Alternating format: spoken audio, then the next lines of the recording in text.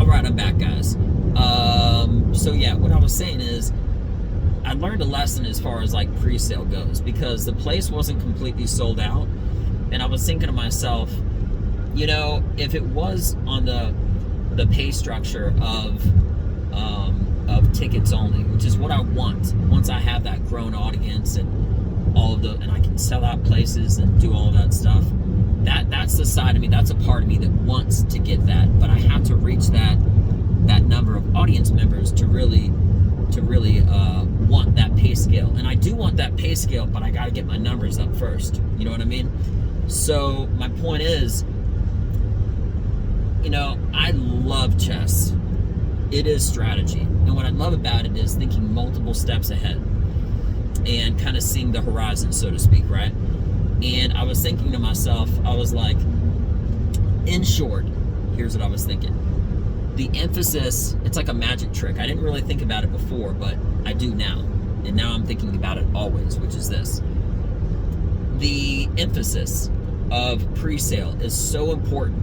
If there was a musician, all right, and he's going to have a concert, if they tell you, hey, please make sure you get your ticket on pre-sale before the tickets go completely mainstream, or as opposed to, you can even just go to a box office, you can just show up the night of. Some people do that, but whatever. As opposed to pre-sale, okay, if someone would tell you, because if someone would actually like talk about pre-sale and getting your tickets in advance, and then after that they said, oh, because if you show up or not, I still get paid. That's exactly what that means, right? If somebody would say, oh, please get pre-sale ticket, because if you don't show up, if you don't buy your ticket in advance, I'm not going to get paid. I just said the exact thing in two different ways, right? And that was when I realized, as far as paying your mortgage, paying your house, your groceries, someone to do your lawn or do it yourself, whatever, as a way of life and living, pre-sale, man, this camera's going all over the place. The whole concept and point of pre-sale and getting your tickets in advance, and to really sell that, but not oversell it. If you oversell it, it makes a person sound like desperate, right? By the way, if you're watching this on YouTube, please forgive me. It's very rocky, and I'm trying to do my best, but it's just rocking. I'm on a bumpy road. But what I was saying is, if somebody would come across and tell you why and put emphasis into it, it would make them sound desperate. And it kind of is like unattractive to even like want to buy a ticket.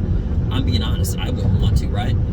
But as long as they kind of keep that mystery and the magic behind it, yeah, in one aspect, they're telling everybody when the tickets are gone, it's gone. But also the reality of the fact is that I realized that if I would have sold out those tickets in the back room, which weren't sold, okay, then and nobody showed up, I would have got paid either way. And it's brilliant. And I didn't really realize that as far as like a marketing and advertising and sales and all the other kind of aspect, but I do now.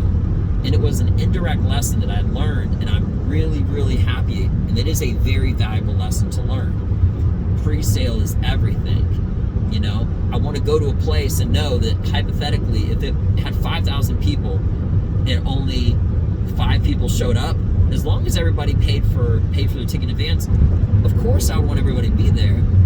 But I wouldn't care in the aspect of being on financial dire straits, right? Because I know I'm getting paid either way. If somebody shows up or not, that's on them. But my job is to have my service, to get paid for my service, and your job after you paying is for you to show up.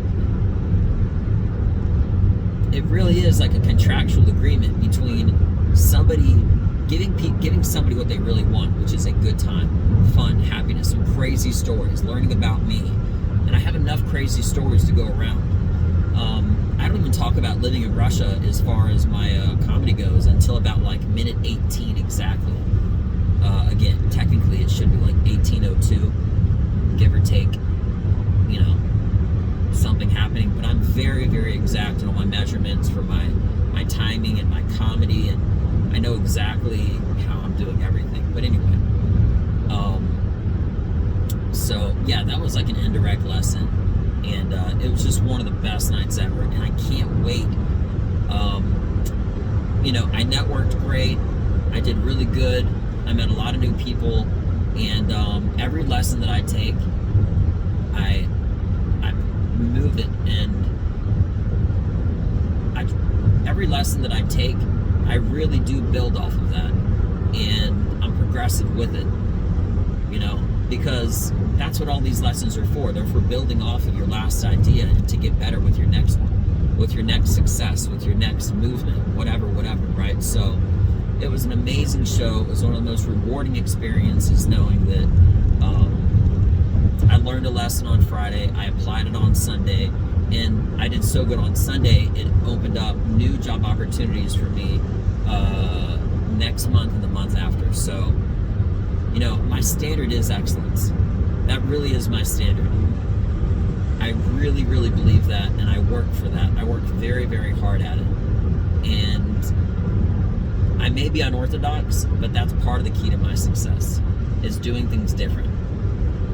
But I do have an extremely high standard, which is excellent. So, with that being mentioned, I hope everybody has a beautiful rest of your day. That's just an update as far as my last comedy show and how I did it and how great it was. Shout out and thank you to all the people that came out on a Sunday night, and TK for booking it, and it was just the best. So anyway, thank you all again. Y'all have a beautiful day.